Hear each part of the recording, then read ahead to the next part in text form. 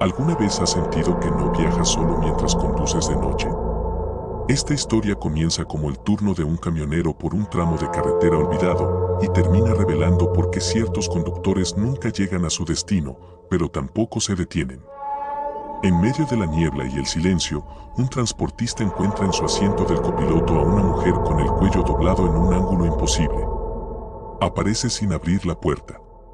No habla. Solo señala. Lo que debería ser una pesadilla se transforma, kilómetro a kilómetro, en una compañía extraña pero necesaria.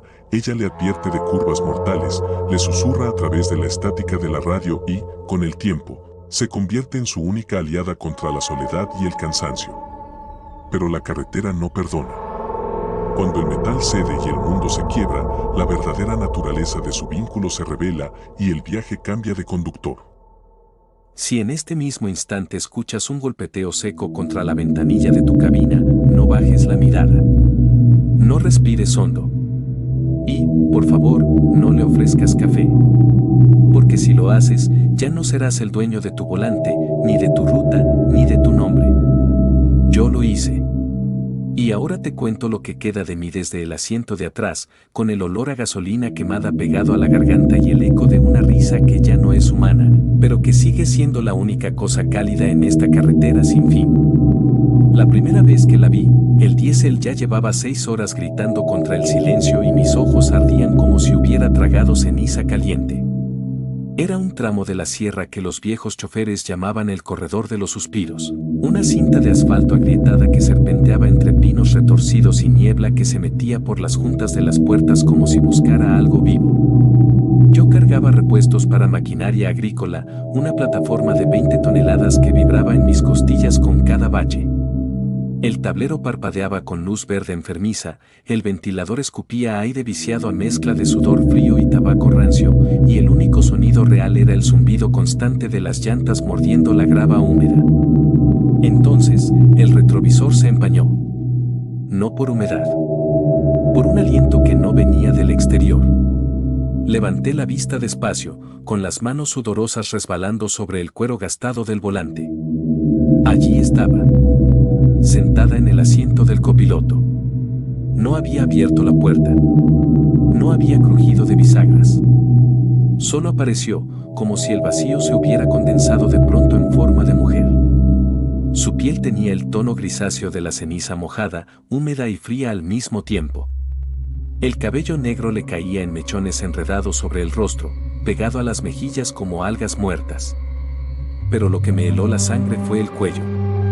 Estaba doblado en un ángulo imposible, como si una mano invisible lo hubiera quebrado sin romper la piel. Sus ojos, sin embargo, no estaban vacíos. Brillaban con una luz opaca, vidriosa, pero atenta. Olía a tierra removida, a lluvia estancada y a un rastro tenue de lavanda barata, esa que usaban en las estaciones de servicio de los 90. Mi primer impulso fue frenar. Chocar. Gritar. Pero el pie se me quedó pegado al acelerador, no por miedo, sino por una extraña parálisis que venía del pecho, como si una mano invisible me sujetara el esternón. Ella no habló. Solo giró la cabeza con un chasquido húmedo y señaló hacia adelante con un dedo largo, de uñas oscuras y quebradizas. Yo seguí la dirección de su mano. 50 metros más adelante, un camión volcado bloqueaba ambos carriles. Si no la hubiera visto, lo habría embestido a 110 por hora. Pisé el freno con ambas piernas. Las llantas gritaron. El olor a caucho quemado llenó la cabina. Pasé rozando el metal retorcido, a centímetros de la chatarra humeante. Cuando el camión se detuvo unos kilómetros después, mi corazón latía tan fuerte que me dolían las sienes. Miré a mi lado. Ella seguía allí. Inmóvil. Respiraba sin pecho, sin movimiento, solo un leve vaho frío que se condensaba en el cristal. Y entonces, por primera vez, sonrió. No era una sonrisa humana. Era una mueca lenta, dolorosa, como si los músculos faciales hubieran olvidado cómo hacerlo. Pero en sus ojos vi algo que no esperaba, alivio. Y una pregunta silenciosa. Yo, temblando, encendí la radio. Busqué una frecuencia vacía. En lugar de estática, salió un susurro entrecortado, como una cinta vieja pasando por un cabezal dañado. Gracias. La apagué. La volví a encender. No te vayas. No dije nada. Solo asentí. Y seguí conduciendo. A la semana siguiente, volví a pasar por el mismo tramo. La carga era distinta. El cansancio, igual. La niebla, más espesa. Y ella, otra vez en el copiloto. Esta vez, su ropa parecía menos empapada. El cuello, aunque seguía roto, no goteaba. Trajo una botella de plástico vacía y la dejó en el tablero. Dentro, flotaba una moneda vieja, oxidada. Para el peaje, susurró la radio. Siempre hay peajes invisibles. Empecé a entender que no era un castigo. Era una presencia. Con los meses, la rutina se volvió sagrada. Cada vez que cruzaba el kilómetro 84, ella aparecía. A veces con el cabello más seco. A veces con una leve sonrisa que ya no dolía. A veces solo mirando el camino, como si ella también condujera. Yo le hablé. Le conté de mi hija, que crecía sin padre en la ciudad.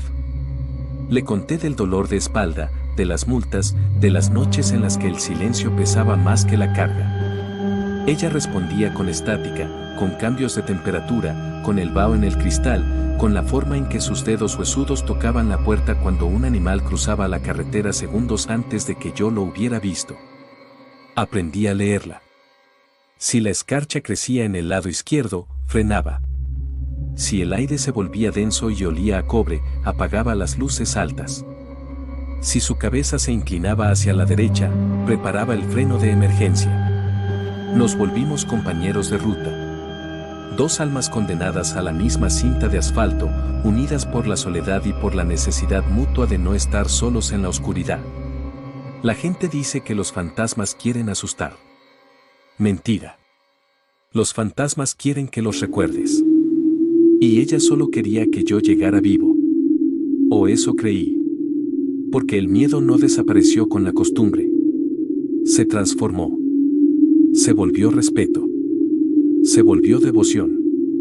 Empecé a dejarle cosas en el tablero, un dulce, una foto de mi hija, un rosario de plástico barato. Ella los miraba. A veces, los tocaba. Y cada vez que lo hacía, el interior de la cabina se calentaba 1 grado. Como si ella absorbiera el frío para que yo no lo sintiera.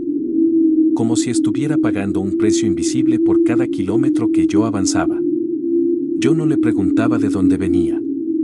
No le preguntaba por el cuello roto. No le preguntaba por qué elegía mi camión. Había preguntas que, si las hacías, rompían el equilibrio. Y el equilibrio era todo lo que tenía. Hasta que llegó la tormenta de noviembre. El cielo se cerró como una tapa de plomo. La lluvia no caía, caía en ráfagas diagonales, como agujas de hielo. El asfalto se volvió espejo negro. El viento aullaba entre los pinos, arrancando ramas que golpeaban la cabina como puños enfurecidos. Yo llevaba una carga pesada de maquinaria pesada, mal distribuida, con el centro de gravedad desplazado. Lo sabía. Pero el plazo apretaba, y la empresa presionaba, y el hambre en casa no espera a que el clima mejore. Entré al tramo maldito con la conciencia dividida entre el deber y el instinto. Y ella no estaba en el copiloto. Miré el asiento. Vacío. El tablero estaba seco. No había vaho. No había estática. Solo el ruido ensordecedor del motor luchando contra el viento y mis propias respiraciones entrecortadas, rápidas, superficiales. Un pánico sordo me subió por la garganta. ¿Dónde estás?, grité hacia el espejo. Nada. Solo mi propio reflejo, pálido, con las pupilas dilatadas, las manos temblando sobre el volante. Y entonces lo vi. No en el retrovisor. En el camino. Una mancha negra. Un camión cisterna, patinando, girando lentamente como una peonza envenenada, cruzando hacia mi carril. Frené. El pedal se hundió hasta el fondo. Las llantas perdieron agarre. El camión patinó. El mundo se inclinó. El impacto no fue un sonido. Fue una ausencia de sonido. Un vacío brutal que precedió al estruendo. El metal se dobló como papel mojado. El cristal delantero estalló en 1000 pedazos que volaron hacia mí como metralla caliente. Sentí el golpe en el costado, en las costillas, en el cráneo. Un dolor blanco, absoluto, que no permitió gritos, solo un ahogo seco. El volante se me clavó en el esternón. El cinturón me quemó la clavícula. La cabina se retorció sobre sí misma, girando, aplastando, moliendo.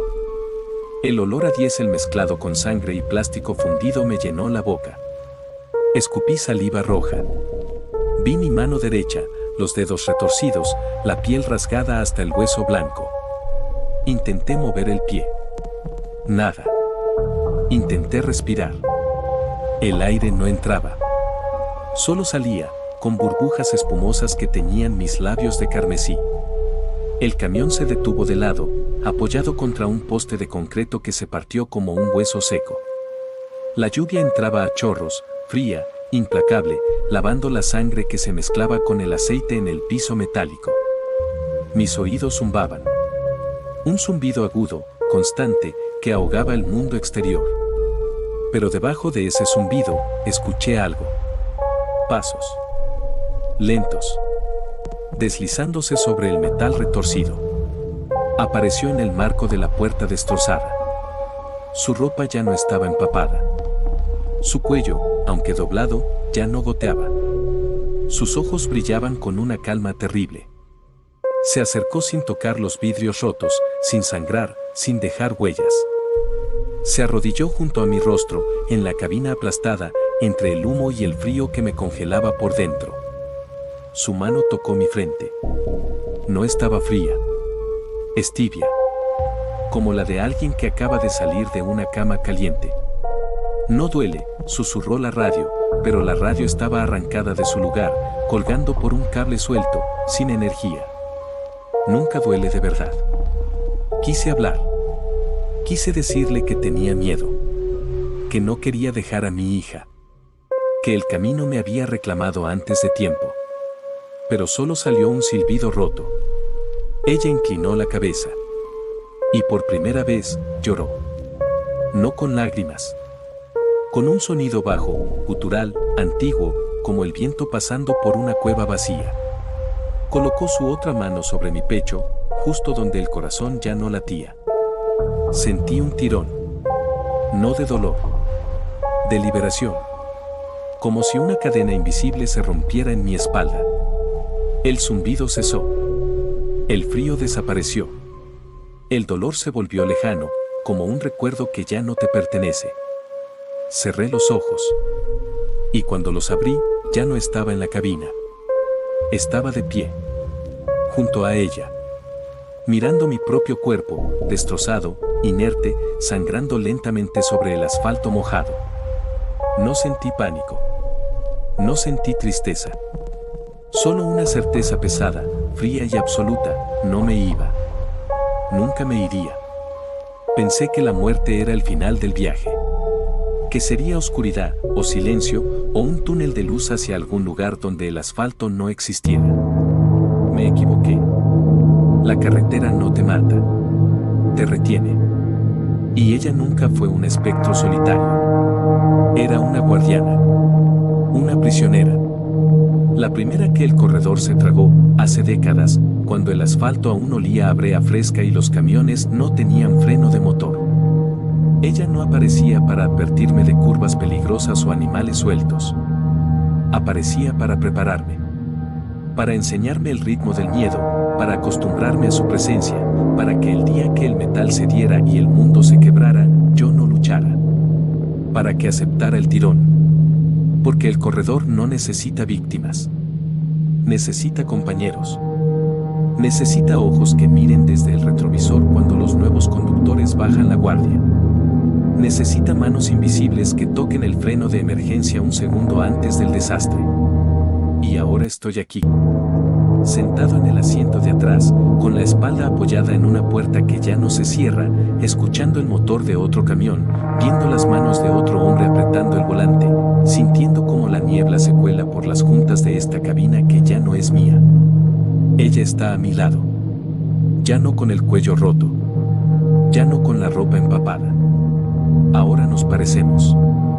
Dos sombras en el copiloto y en el asiento trasero. Dos almas que aprendieron a no gritar, a no correr, a no pedir perdón. Solo observamos. Solo ajustamos el vaho en el cristal cuando el cansancio cierra los ojos del conductor. Solo susurramos en la estática cuando la curva se acerca demasiado rápido. Y él, el nuevo, no nos ve. O si nos ve, y finge que no, porque el instinto le dice que si nos reconoce, el viaje termina. Pero no termina. Se transforma. Como el mío. Como el suyo. Como el de todos los que pasan por el kilómetro 84 y sienten, de pronto, que no están solos. Ahora te hablo a ti. Sí, a ti. No al que escribió esto. A ti, el que está sentado frente a la pantalla, con los auriculares puestos, con la luz de la pantalla reflejándose en tus ojos cansados. ¿Sentiste ese escalofrío hace 3 párrafos? ¿Notaste cómo el aire de tu habitación se volvió un poco más denso? ¿Escuchaste ese leve rasguido, como si algo rozara la ventanilla de tu auto, o la puerta de tu casa, o el marco de tu ventana? No mires. No te gires. Solo sigue respirando. Porque ella ya está en tu copiloto. Y yo ya estoy en tu retrovisor. No vinimos a asustarte. Vinimos a acompañarte. Porque el tramo que recorres ahora no es el mismo que recorrías hace 1 hora. El asfalto cambió. El aire cambió.